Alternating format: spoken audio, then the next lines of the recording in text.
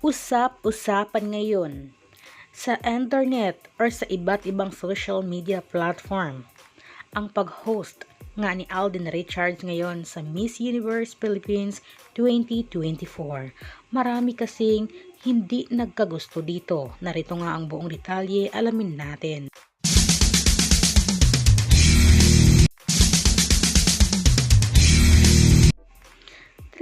Trending nga ngayon ang Miss Universe Philippines 2024 Coronation Night.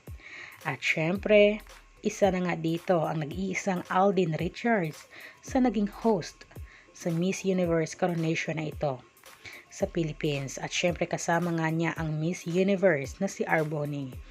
At ayan, talagang napakagandang kasuotan naman ang suot nga ni Alden Richards.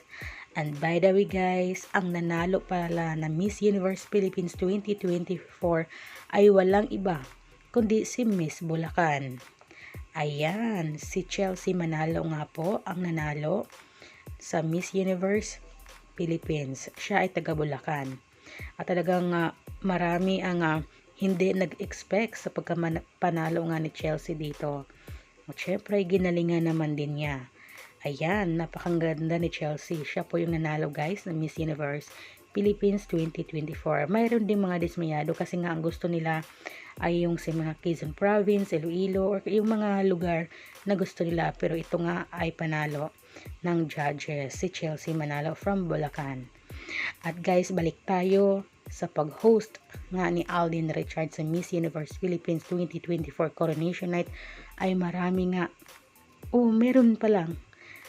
Marami ang naggusto nga na mag-host si Alden sa Miss Universe Coronation na ito. Pero guys, take note, trending na trending din si Alden. Dahil alam mo naman na marami talagang mapanghusga o niga talaga sa kanyang pag-host. Marami nga hindi nagustuhan ang pag-host ni Alden Richards sa Miss Universe Philippines 2024 Coronation Night. At talaga namang may nagsabi na hindi raw bagay kay Alden Richards ang pag-host na ito dahil nga sa kanyang pagbanggit ng mga lugar kung saan doon binanggit niya ang top 15 or yung mga sunod-sunod na nakapasok nga sa top. At doon talaga ay hindi nagustuhan ng ilang mga netizens na yung mga nigang mga netizens, o diba? Hindi na lang sila matuwa na meron tayong nag-iisang Alden Richards na napaka-talented at napakagaling talaga sa hosting.